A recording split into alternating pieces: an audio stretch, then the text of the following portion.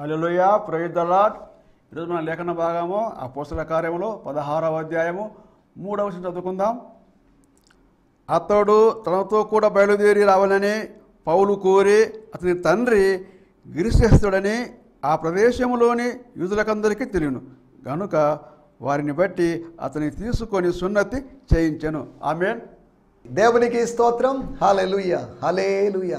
మన ప్రభువును ప్రేరక్షకుడైనటువంటి నజరేయుడైన యేసుక్రీస్తు దివ్యనామంలో శాంతి టీవీలో ప్రసారం అవుతున్నటువంటి ఆయన హెచ్చవలసి ఉన్నది, హీ మస్ట్ ఇంక్రీజ్ అనేటువంటి డైలీ స్పిరిచువల్ ప్రోగ్రామ్, అనుదిన ఆత్మీయ కార్యక్రమ వీక్షకులైన మీ అందరికీ, ఆత్మీయ బంధువులైన మీ అందరికీ నా హృదయపు లోతులో నుంచి ప్రత్యేకమైనటువంటి వందనాలు, శుభాలు తెలియజేస్తున్నాను. దేవుని స్తోత్రం. హల్లెలూయా, స్తోత్రం.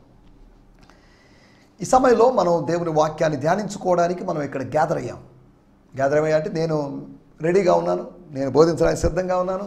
అదే సమయంలో మీరు వినడానికి సిద్ధంగా ఉన్నారు.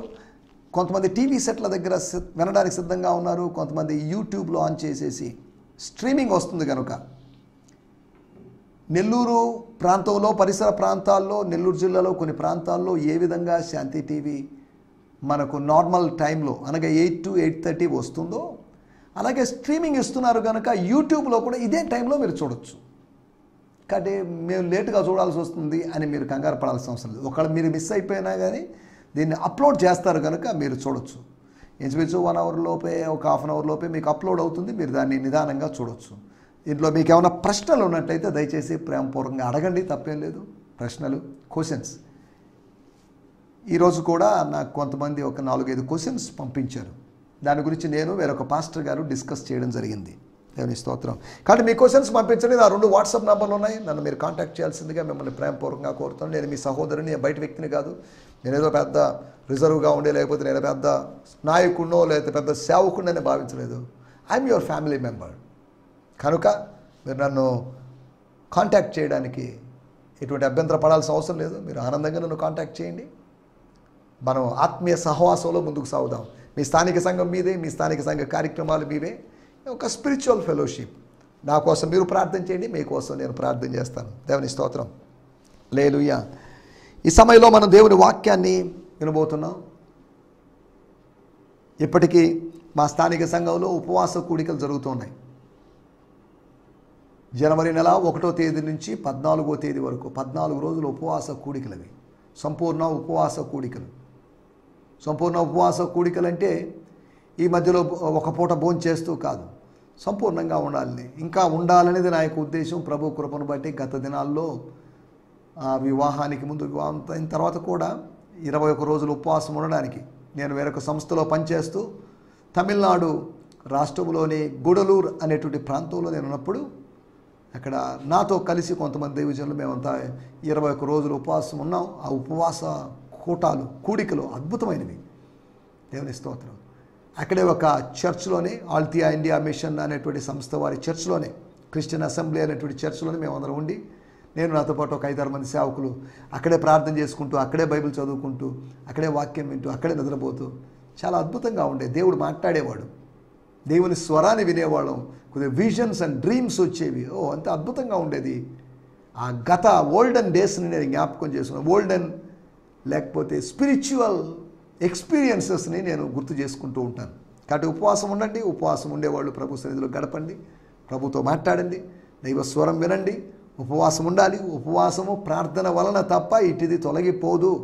కొన్ని కఠినమైనవి, కొన్ని మొండి ఘటాలు, జగమొండిల్లాగా ఉన్నటువంటి, ముదురుల్లాగా ఉన్నటువంటి దుష్ట శక్తుల్ని, ఏవి ముదురో ఏవి తేలిగ్గా ఉన్నాయో మనం చెప్పలేము. కనుక మనకు ఆత్మీయ జీవితంలో ఒక ఉపవాస అనుభవం యొక్క అవసరం ఉంది. పరిసయ్యులు వారమునకు 2 మార్లు ఉపవాసం ఉండేవాళ్ళు, వీక్లీ 2 times. వాళ్ళు 24 hours ఫాస్టింగ్ ఉంటున్నారు నేను అనలేదు. మనకు కూడా అలా ఫాస్టింగ్ ఉన్నట్లయితే ఫిజికల్గా కూడా మన బాడీకి మంచిది అది. కనుక స్పిరిచువల్ బెనిఫిట్, ఫిజికల్ బెనిఫిట్ 2 జరుగుతున్నాయి. కనుక మీరు ఉపవాసం ఉండాల్సిన అవసరం ఉంది. బాగా తినేసి చాలామంది ఒళ్ళు పెంచేసి, కొలెస్ట్రాల్ పెరిగి, లేదా గుండె జబ్బులు వచ్చి ఈ బాడీ అంటున్నప్పుడు ఇది మన బాడీ అనుకోవద్దు. This is temple of God. నేను దేవునికి అప్పగించిన బాడీ, దేవుడు నాకు ఇచ్చిన బాడీని నేను దేవునికి అప్పగించేశాను. ఆయన ఆలయంగా మార్చుకున్నాడు. నా చేతిలో ఉన్నప్పుడు నేను ఆలయంగా మార్చుకోలేకపోయాను. ఆయన చేతిలోకి వెళ్ళినప్పుడు ఈ దేహాన్ని, ఈ కాయాన్ని ఆయన కోవెలగా మార్చుకున్నాడు. ఆయన ఇందులో కొలువై ఉండాలని ఆశిస్తున్నాడు. నాలో దేవుడు ఉంటాడు, మీలో దేవుడు ఉంటాడు. గుడి గోడల్లో కాదు, గుండె గదిలో ఉంటాడు చూడు అని ఒక పాట రాయబడింది పాత రోజుల్లో. కాబట్టి నీలో నాలో వసించేటువంటి దేవుడు. దేవుని స్తోత్రం. దేవుని యందు ఉనికి కలిగి ఉన్నాము, దేవుని యందు చలిస్తున్నాము అనే మాటలు అపోస్తల కార్యములు 17వ అధ్యాయంలో మనం చూస్తాం. స్టోయిక్ ఫిలాసఫీ అది, స్టోయిక్ థియాలజీ అది. దాని గురించి మనం రాబోయే రోజుల్లో ప్రభుత్వమైతే ఫిబ్రవరి నెలలో దాని గురించి కొద్దిగా మాట్లాడుకోవడానికి ప్రయత్నం చేస్తాం. దేవుని స్తోత్రం. స్టోయిక్ ఫిలాసఫీ గురించి చెప్పడం కాదు, స్పిరిచువల్ థియాలజీ మీకు ఇంట్రడ్యూస్ చేయాలనేది నా యొక్క ఉద్దేశం. ఆల్రెడీ ఇంట్రడ్యూస్ అయ్యారు మీరు, అయినప్పటికీ ఇంకా కొద్దిగా ఇన్సైట్స్ ఇవ్వాలనేది నా యొక్క ఉద్దేశం. దేవుని స్తోత్రం. ఈ కార్యక్రమాలు మీకు ఎంతవరకు ఆశీర్వాదకరంగా ఉన్నాయో మీరు తెలియజేయాల్సిందిగా కోరుతున్నాను. ఒకవేళ నేను స్పీడ్గా మాట్లాడుతున్నానేమో, నా స్పీడ్ మీరు క్యాచ్ చేస్తున్నారో లేదో నాకే తెలియదు, కానీ వీళ్ళంతవరకు మీకు అర్థం కావడానికి నా డైలాగ్ డెలివరీ కూడా కొద్దిగా చక్కగా ఉండడానికి నేను ప్రయత్నం చేస్తున్నాను. నేను వక్తనేం కాదు, అదే సమయంలో నాకు నోటి వాంద్యం కలిగిన వాడిని, నేను వాక్చాతుర్యం లేని వాడిని కనుక మీరు అడ్జస్ట్ అయ్యి వినాల్సిందిగా మిమ్మల్ని ప్రేమపూర్వకంగా కోరుతున్నాను. ఏం చేస్తాం, న్యాచురల్గా వచ్చినటువంటి అతని మేనరిజం కావచ్చు ఏంటి అని మీరు నన్ను సమర్థిస్తూ మీరు సందేశాన్ని వినగలిగితే బాగుంటుంది అనేది నా యొక్క ఉద్దేశం. ప్రతిదీ తప్పు పట్టాలి అనే ఉద్దేశంతో కాదు, రంధ్రాన్వేషకులుగా కాకుండా కోడిగుడ్డు మీద ఈకలు పీకే వాళ్ళలాగా ఉండకుండా కొన్ని జనాలుగా ఏవో చెప్పిన వాటిని గురించి సీరియస్గా ఆలోచించి వాక్యం గురించి ఆలోచించకుండా చెప్పబడిన ఇలస్ట్రేషన్స్ గురించి ఉపమానాల గురించో మాట్లాడడం అది అంత సమంజసం కాదు అనే సంగతిని మీకు గుర్తు చేస్తూ, దేవుడు నాకు అనుగ్రహించినటువంటి మంచి శ్రోతలైనటువంటి వీక్షకులైన మీ అందరిని బట్టి నేను ప్రభునామాన్ని మహిమపరుస్తున్నాను. ఇది మంచి ఛానల్, దేవుని స్తోత్రం. ఇది మంచి ప్రోగ్రాం, మీరందరూ మంచి వీక్షకులు. ఇది అద్భుతమైనటువంటి దేవుని వాక్యం, దేవుడు అద్భుతంగా వాడుకుంటున్నాడు. ఈ కార్యక్రమం ఫలితంగా అద్భుతమైన ఫలితాలు, మంచి ఫలితాలు వస్తాయని నేను భావిస్తున్నాను. దేవుని స్తోత్రం. మంచి ఫలితాలు అంటే ఒక్కొక్కరు అక్కడక్కడ ఉన్న ఇండివిజువల్స్ వాళ్ళు ప్రభువుతో సన్నిహితంగా మారాలి. దేవుని వాక్యంలో లోతుగా వాక్య జలాల్లో వాళ్ళు మునిగి లేచేవాళ్ళుగా, లేకపోతే ఈదగలిగిన వాళ్ళుగా ఉండాలనేది నా యొక్క ఉద్దేశం. దేవుని స్తోత్రం. హల్లెలూయా. మీ ప్రేయర్ రిక్వెస్ట్లు ఖచ్చితంగా పంపించండి. మీకోసం ప్రార్థన చేస్తానికి నేను, మా కుటుంబ సభ్యులు, మా సంఘ సభ్యులు సిద్ధంగా ఉన్నాం. దేవుని స్తోత్రం. హల్లెలూయా, హల్లెలూయా, స్తోత్రం. నిన్నటి ఎపిసోడ్లో మనం కొన్ని విషయాలు ఆలోచించాం. రూపాంతరం, the transfiguration of Timothy. Timothy Yesu ప్రభులాగా కొండ మీదకి వెళ్ళి కొంతమందిని కూడగట్టుకొని కొంతమందితో వెళ్ళి రూపాంతరం పొందాడని కాదు. తిమోతి జీవితంలో, ఇన్నర్ లైఫ్లో, అతని మినిస్ట్రీరియల్ లైఫ్లో జరిగినటువంటి కొన్ని మార్పులు, అతని స్టెప్ బై స్టెప్ గ్రాడ్యువల్గా ఎలా మారాడు. పౌలు ఒక సువార్థికునిగానో బోధకుడిగానో ఉన్నాడు, తర్వాత అపోస్తులుడయ్యాడు. అపోస్తలత్వం నిమిత్తమై ప్రభువు నన్ను పిలిచాడు అని చెప్పుకున్నాడు. కాబట్టి మనం ఆలోచిస్తున్నాం, అతను శిష్యుడిగా, సువార్థికునిగా, సంఘ కాపరిగా, అంతేకాకుండా పరిచారకునిగా, పరిచర్య చేసేవాడిగా, సేవకుడిగా, ఒక మినిస్టర్గా ఆయన మారిన సందర్భం. ఒక డిజైపుల్ నుంచి, లేదా ఒక సాధారణ విశ్వాసి నుంచి, లేదంటే ఈ క్రైస్తవత్వానికి, క్రైస్తవ బోధకి, సువార్తకి అన్యుడుగా ఉన్న వ్యక్తి, అన్యుడుగా ఉన్నటువంటి వ్యక్తి ఆత్మీయ పరిచర్య చేసే వ్యక్తిగా ఎలా మారాడు. తిమోతిని గురించి మనకు అపోస్తల కార్యములు 16వ అధ్యాయం నుంచి 20వ అధ్యాయం వరకు మాత్రం చూడగలం. ఇంచుమించు ఒక 4 అధ్యాయాలు ఆయన గురించి రాయబడింది. ఈ అధ్యాయంలో సుమారు తిమోతి అనేటువంటి మాట ఇంచుమించు 6 సార్లు ప్రస్తావించబడింది. తిమోతి యొక్క ప్రస్తావన 6 సార్లు మాత్రమే కనిపిస్తుంది. తిమోతిని గురించి ఎక్కువగా రాయబడలేదు. కానీ అదే సమయంలో తిమోతి పత్రికలో, తిమోతికి రాసిన మొదటి పత్రికలో, 2వ పత్రికలో తిమోతిని గురించి కొన్ని విషయాలు అర్థం చేసుకోవచ్చు. తిమోతికి ఇవ్వబడిన ఉపదేశాన్ని మనం అర్థం చేసుకోవచ్చు. తిమోతి ఎవరు అనేది ప్రాముఖ్యమైన విషయం కాదు, తిమోతికి ఇవ్వబడిన ఉపదేశం ఏంటి అనేది ప్రాముఖ్యమైన విషయం. తిమోతికైనా, టైటస్కైనా, లేకపోతే చెదిరిపోయిన ఇశ్రాయేలుకి, పేతురో, యాకోబో వీళ్ళిచ్చిన మెసేజ్ ముఖ్యం. ఆ మెసేజ్ రిసీవర్స్ ఎవరు అనేది కాదు, కానీ మెసేజ్ ఎప్పుడు రాయబడింది అనేది ప్రాముఖ్యం కాదు. మెసేజ్ ఎక్కడ రాయబడింది, ఎప్పుడు, ఎక్కడ, ఎవరికి అనేది కాదు ప్రాముఖ్యమైన విషయం. కానీ వెన్, వాట్, వేర్ అనేవి ప్రాముఖ్యం కాదు. కానీ what is the message, what is the content, ingredients ఏంటి? ఒక పదార్థం తిన్నప్పుడు ఇది దేంతో తయారు చేయబడింది, దీంట్లో ఏమేమి వేశారో అని అడుగుతాం.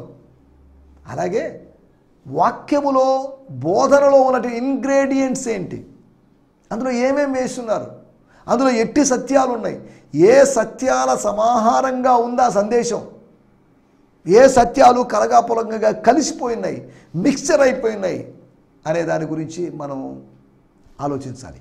సరే, దేవుని స్తోత్రం, హల్లెలూయా. నిన్నటి ఎపిసోడ్లో మాట్లాడుకున్న విషయాలు ఇవే. మనకు సమయం కొద్దిగా ఉంది కనుక మనం త్వరగా వెళ్దాం. మీ ప్రేయర్ రిక్వెస్ట్లు ఖచ్చితంగా పంపించండి, చాలా ప్రాముఖ్యం. gfi2015@gmail.com అది నా ఈమెయిల్ ఐడి. GFI అంటే గిడియోన్ ఫెలోషిప్ ఇంటర్నేషనల్, HMI అంటే హీ మస్ట్ ఇంక్రీజ్ 2015@gmail.com. దీనికి మీరు మెయిల్ పంపించవచ్చు. మెయిల్లో కూడా ప్రేయర్ రిక్వెస్ట్లు పంపించవచ్చు.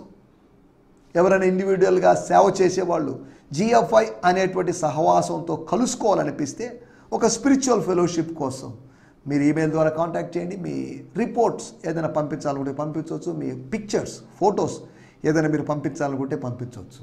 దేవుని స్తోత్రం, హల్లెలూయా, స్తోత్రం. ఈ సమయంలో మనం దేవుని వాక్యాన్ని ధ్యానించుకుందాం. నిన్న అపోస్తుల కార్యములు 16వ అధ్యాయం 1వ వచనాన్ని ధ్యానించుకున్నాం. ఈరోజు మనం అపోస్తుల కార్యములు 16వ అధ్యాయము 3వ వచనాన్ని ధ్యానించుకోబోతున్నాం. Book of Acts 16th chapter verse 3. దేవుని స్తోత్రం, హల్లెలూయా. అతడు తనతో కూడా బయలుదేరి రావాలని పౌలు కోరి అతని తండ్రి క్రీస్తుడని ఆ ప్రదేశంలోని యూదులకందరికీ తెలియదు కనుక వారిని బట్టి అతన్ని తీసుకొని సున్నతి చేయించాడు. Paul recognized God's favor on Timothy's life and wanted him to accompany them in ministry.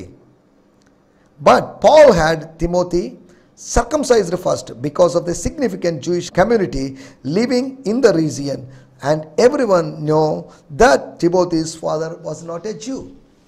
వీళ్ళ సేవ అంతా సమాజ మందిరాల్లో యూదుల మధ్య ఉంది కనుక కాబట్టి అన్యజనుడైన వ్యక్తిని వేసుకొని తిరుగుతున్నారు, అతన్ని మా దగ్గరికి తీసుకొస్తున్నారు అని ప్రశ్నించే అవకాశం ఉంది అనే ఉద్దేశంతో, అది మినిస్ట్రీకి ఒక హిండ్రన్స్గా మారుతుంది, ఒక ఆటంకంగా మారుతుంది అనే ఉద్దేశంతో పౌలు అతనికి సున్నతి చేయించాడు. మనం ఆ సున్నతి గురించి కూడా కాదు మనం ఆలోచించేది. పాల్ రికగ్నైజ్డ్, పౌలు గారు గుర్తించాడంట. ఏం recognized? God's favour on Timothy's life. Timothy జీవితం మీద ఉన్నటువంటి దేవుని దయను, కనికరాన్ని అర్థం చేసుకున్నాడు. అనగా తిమోథీ అందరిలాంటి యవనస్తుడు కాదు. He is a special man, a man from Lystra. Lystra అనేటువంటి ప్రదేశంలో Timothy is a different young man, ఒక ప్రత్యేకమైనటువంటి యవనస్తుడు. ఇంకా చెప్పాలంటే he has call of God on his life. తన జీవితంలో ఉన్నటువంటి తిమోథీని గురించి వాళ్ళ తల్లి తండ్రి గుర్తించని విధంగా ఆత్మీయ తండ్రి అయినటువంటి పౌలు గారు, పాల్ రికగ్నైజ్డ్. అది బ్రియాన్ సిమ్మన్స్ గారి ది ప్యాషన్ ట్రాన్స్లేషన్లో మాత్రమే ఉంది. Paul recognized. What did he recognize? He recognized in the spirit or the spirit of God revealed about him. అపోస్తల కార్యములు 14వ అధ్యాయము 7 నుంచి 10 వచనాల వరకు అతనికి స్వస్థత పొందుటకు విశ్వాసం ఉందని గ్రహించినట్లుగా, ఇతనికి పిలుపు ఉందని, సేవ చేయాలనే ఆసక్తి ఉందని, సేవ చేయాలా వద్దా అనేటువంటి దాని డైలమాలో ఉన్నాడని అతను గ్రహించాడు. Paul recognize God's favour on Timothy's life.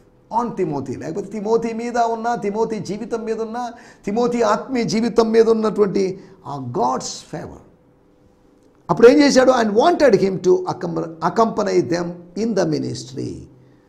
ఈ పరిచర్యలో, తాము చేయబోయేటువంటి పరిచర్యలో, సెకండ్ మిషనరీ జర్నీలో, we miss you brother, we miss you young man in the first missionary journey, it's okay, but we're in the second missionary journey, why don't you join with us అన్నట్టుగా పిలుపునిచ్చాడు.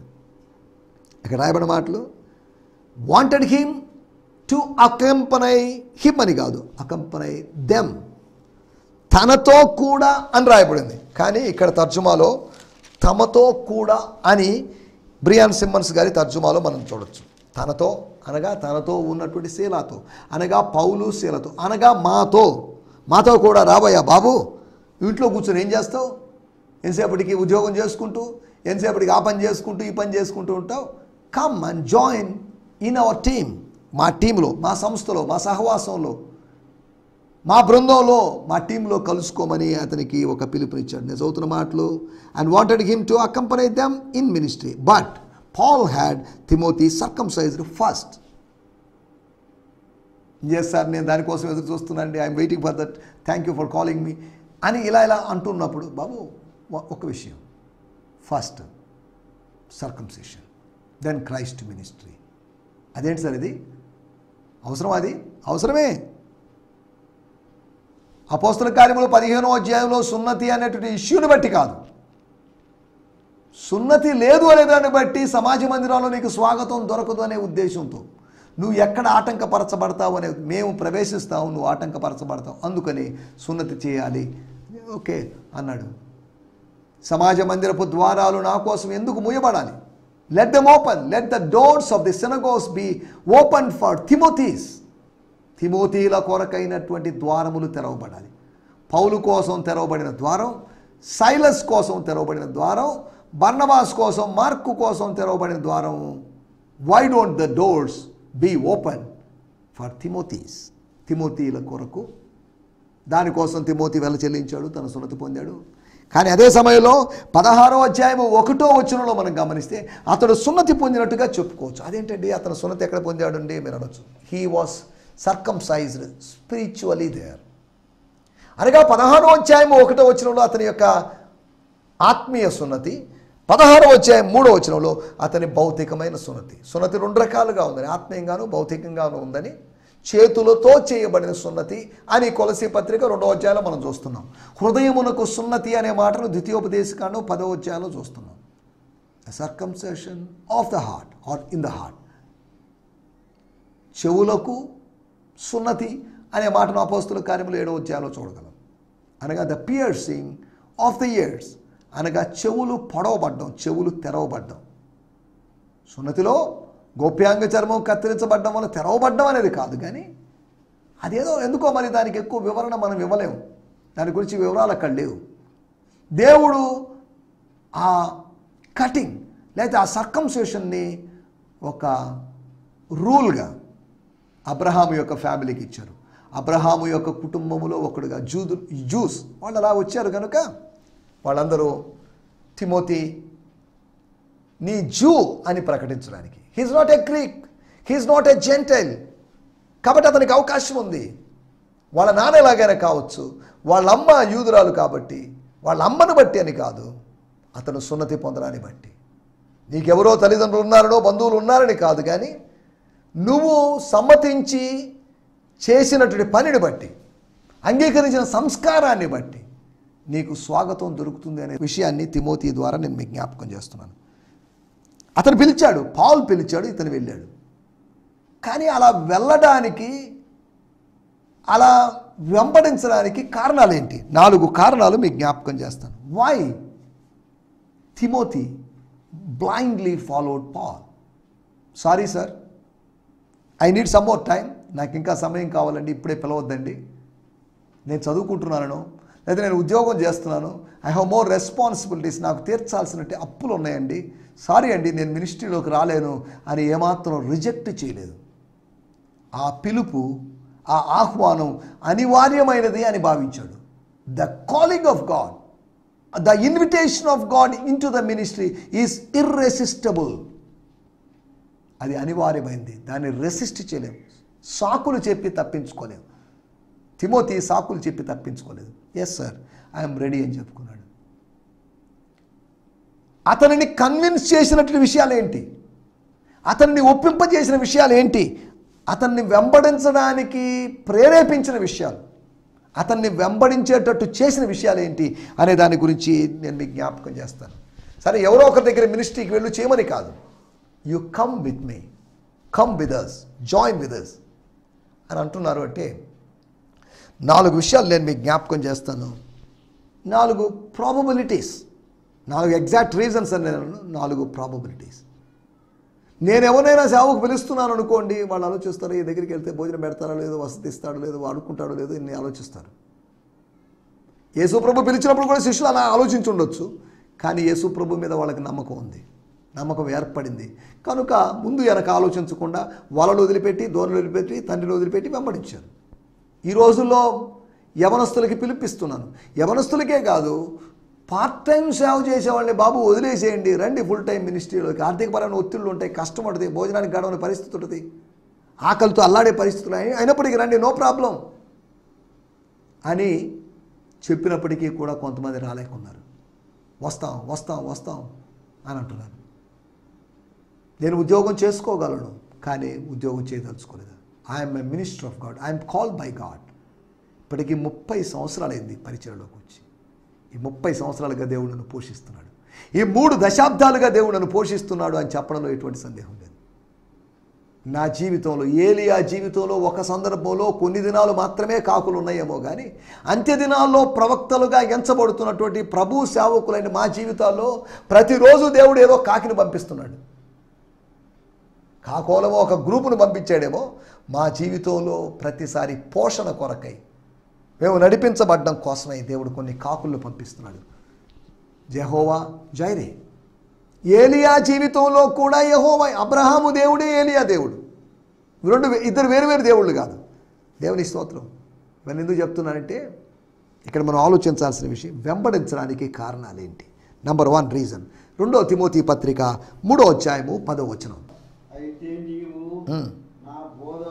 నా బోధను నా ప్రవర్తనను ఆ, నా ఉద్దేశమును ఆ, నా విశ్వాసమును ఉమ్, నా దీర్ఘశాంతమును ఉమ్, నా ప్రేమను నా ఓర్పును అంత్యోకయ ఉమ్, ఇకోనియ ఉమ్, లుస్త్రాను పట్టణములో ఉమ్, నాకు కలిగినట్టి హింసలను ఉమ్. ఉపద్రవములను తెలుసుకున్న వాడవై నన్ను విమర్శించింది.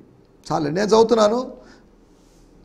But you Timothy have closely followed my example and the truth that I have imparted to you. నా మాదిరి లేదా నా ఉదాహరణ మరియు నేను నీకు బదిలీ చేసినటువంటి, నేను నీకు బోధించిన సత్యాన్ని నువ్వు స్వీకరించావు, అందుకని నువ్వు నన్ను వెంబడించావు. You closely followed me or my example and what I imparted to you. You have modeled your life after the love and endurance I have demonstrated at my ministry by not giving up the faith I have. Now you have. What I have hungered for in life has now become your longing as well. The patience I have with others, you now demonstrate. 11. And the same persecutions and difficulties I have endured, you have also endured. Yes, you know all about what I had to suffer while in Antioch, Iconium and Lystra. You are aware of all the persecution I endured there, yet the Lord delivered me from every single one of them. ఎవరి స్తోత్రం. చాలా ఎక్స్ప్లెనేటివ్గా ఉంది కనుక నేను దాన్ని వివరించడం లేదు. ఒకటి, అక్కడ చెప్పబడినటువంటి 9 విషయాలు ఉన్నాయి. ఆ 9 విషయాల్లో అనగా 2వ తిమోతి పత్రిక 3వ అధ్యాయము 10వ వచనంలో తిమోతి తనని వెంబడించడానికి కారణాలు ఏంటి అనే దాని గురించి అపోస్తలుడైన పౌలు చెప్తున్నాడు. అయితే నీవు నా బోధన అనగా my teaching, my preaching, my ministry, నా పరిచర్యను నువ్వు గమనించావు. Because of my ministry you could join with me. నన్ను కలుసుకోగలిగావు, నాతో కలుసుకోగలిగావు. Next time I will try, next time sorry అండి 3rd మిషనరీ జర్నీకి వస్తాను అని చెప్పి రిజెక్ట్ చేయలేదు. 2వ విషయాన్ని నేను మీకు జ్ఞాపకం చేస్తాను. ఇదే ఈ వచనాల్లో మనం గమనిస్తే 9 వచనాలని నేను 4గా చేశాను. దాన్ని ఇంకా కొద్దిగా డివైడ్ చేసుకుంటూ, లేకపోతే దాన్ని ఇంకా సింప్లిఫై చేశాను నేను. 1 బోధన, 2వది ప్రవర్తన, 3వది ఉద్దేశం, 4 విశ్వాసము, 5 దీర్ఘశాంతము, 6 ప్రేమ, 7 ఓర్పు, 8 హింస, 9 ఉపద్రవం. 9 విషయాలు ఉన్నాయి. వాటిలో 2వ విషయంగా 3వ అధ్యాయము 10వ వచనంలో రాయబడింది నా ప్రవర్తన. స్తోత్రం. నా ప్రవర్తన నువ్వు చూసావు, నా ప్రవర్తనని అబ్జర్వ్ చేసావు. నువ్వు రాలేదు. చాలామంది రావాలనుకుంటున్నప్పటికీ అబ్జర్వ్ చేయడం లేదు కనుక, కానీ నువ్వు అబ్జర్వ్ చేసావు కనుక, యూ క్లోజ్లీ ఫాలోడ్ మీ కనుక నువ్వు నా దగ్గరికి వచ్చేసావు. దేవుడిని నడిపించాడు. తండ్రి ఆకర్షిస్తే కానీ ఎవరు తండ్రి వద్దకు రాలేరు. ఆయన ఆకర్షించాలి. కుమారుడి దగ్గరికి రావాలంటే తండ్రి ఆకర్షించాలి. సేవకుని దగ్గరికి రావాలంటే దేవుడు ఆకర్షించాలి, దేవుడు పిలవాలి, దేవుడు చెప్పాలి. నా ప్రవర్తన, నా ఉద్దేశం, నా ఇంటర్పర్సనల్ రిలేషన్షిప్, నా డీలింగ్స్, ఇవన్నీ నీకు నచ్చినట్టున్నాయి. అందుకని సారీ అనలేదు, నువ్వు వెంటనే ఓకే అన్నావు, థ్యాంక్ యూ తిమోతి అన్నట్టుగా. 3వ విషయము 2 తిమోతి పత్రిక 3వ అధ్యాయంలో కొన్ని విషయాలు 4 విషయాలు అక్కడ కనిపిస్తాయి. బోధన అయిపోయింది, ప్రవర్తన అయిపోయింది. ప్రవర్తన ఉద్దేశాన్ని మనం ఒక పాయింట్గా చేసేసుకున్నాం, దాన్ని ప్రవర్తన అన్నాం. తర్వాత విశ్వాసము, దీర్ఘశాంతము, ప్రేమ, ఓర్పు ఆత్మఫలాలు ఇవి.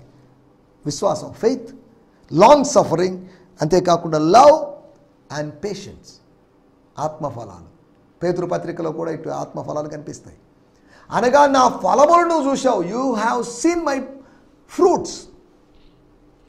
నా 4 వరాల్ని నువ్వు చూసావు, 4 ఫలాలను నువ్వు చూసావు, వరాలు కాదు ఫలాలను నువ్వు చూసావు. స్తోత్రం. నా పరిచర్యను చూసావు, నా ప్రవర్తన చూసావు, నా ఫలాలను చూసావు. 4వదిగా 2 తిమోతి పత్రిక 3వ అధ్యాయము 11వ వచనంలో అంతియోకయ, ఈకోనియా, లుస్త్రా నాకు కలిగినట్టి హింసలను తెలుసుకోకుండా కాదు, తెలుసుకొనిన వాడవై. సెకండ్ హ్యాండ్ నాలెడ్జ్తో కాదు, ఫస్ట్ హ్యాండ్ నాలెడ్జ్తోనే. మనకు చాలా వరకు సెకండ్ హ్యాండ్ నాలెడ్జ్ ఉంటుంది, ఫస్ట్ హ్యాండ్ నాలెడ్జ్తో. ఎవరో చెప్తే నువ్వు నన్ను వెంబడించలేదు, నువ్వు తెలుసుకున్న వాడవై వెంబడించావు. వెంబడించడానికి కారణాలు 9 కారణాలు చెప్పడం, 9ని మనం సింప్లిఫై చేసి 4గా చేసాం. 1, అలా వెంబడించడానికి ఉన్నటువంటి కారణాలు పరిచర్యను బట్టి వెంబడించాడు, పరిచర్య కలిగి ఉండడాన్ని బట్టి. పరిచర్య లేకపోతే తిమోతి యొక్క అవసరత లేదు.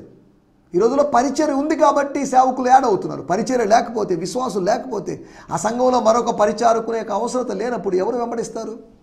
పరిచర్యను బట్టి వెంబడిస్తారు. 2వది ప్రవర్తనను బట్టి వెంబడిస్తారు. 3వది ఫలాలను బట్టి వెంబడిస్తారు.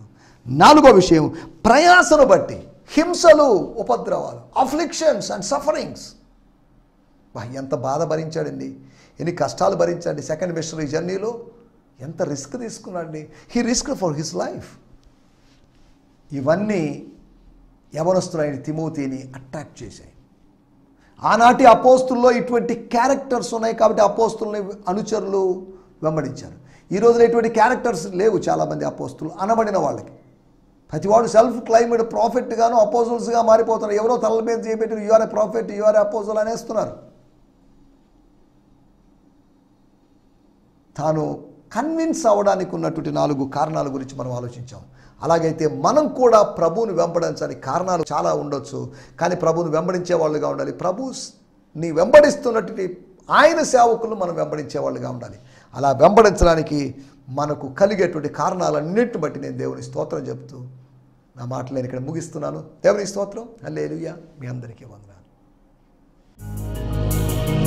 ఈ సందేశము మీకు ఆశీర్వాదకరంగా ఉందని నమ్ముచున్నాము. ప్రార్థన అవసరతల కొరకు మమ్మల్ని సంప్రదించవలసిన మా చిరునామా గిద్యోన్ మిషన్ చర్చ్, 6వ వీధి, శాంతినగర్, నెల్లూరు 4, ఆంధ్రప్రదేశ్. పిన్ 524004. మా ఫోన్ నంబర్లు 7036443613 మరి ఒక నంబర్ 9392293010. మా ఈమెయిల్ ఐడి gfihmi2015@gmail.com. దేవుడు మిమ్మును ఆశీర్వదించునుగాక. ఆమేన్.